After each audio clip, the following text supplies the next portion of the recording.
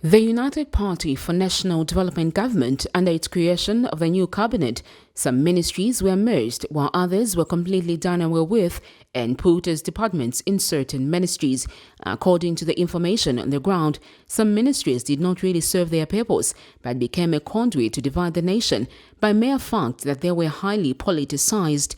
Among the ministries that have failed to see the day of light in the UPND government include the Guidance and Religious Affairs Ministry, Gender and Traditional Affairs Ministry.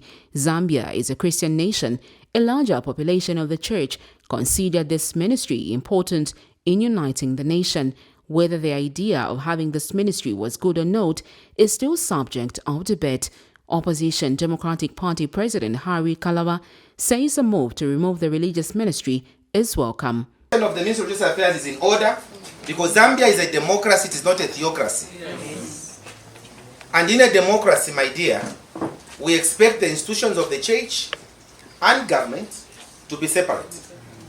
The Ministry of Religious Affairs in its entirety was not a bad ministry, but it was people who were presiding over it that made that ministry become toxic.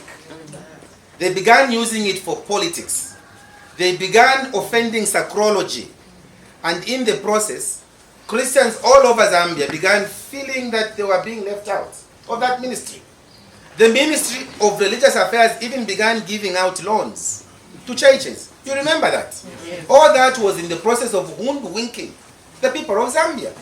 We have the three church mother bodies that have been dealing with our church affairs. The Episcopal Conference of Zambia, the Evangelical Fellowship of Zambia, and the Council of Churches. But a local clergy spoken to is against this move, adding that the ministry should be maintained. Because what we know is it was abused. Is it possible that we can revert? The intentions of creating the ministry were good, and it's a good ministry for that it was supposed to be guiding and bringing good morals into it.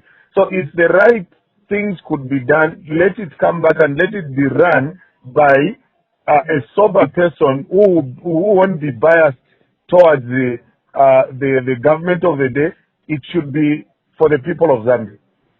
Meanwhile, Mr. Kalaba says his party is keenly following the way UPND is running the affairs of the nation, giving them a plus, at least for now. Also cautiously following the president and his government on some of the campaign promises they made. And we'll call them out when we see a departure from those promises.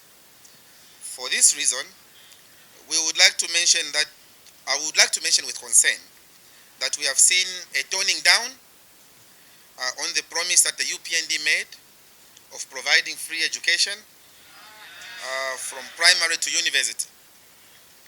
In his address to the National Assembly, the President alluded to deserving participants, beneficiaries in the bursaries, which sounded like a departure from what was promised during the campaign period.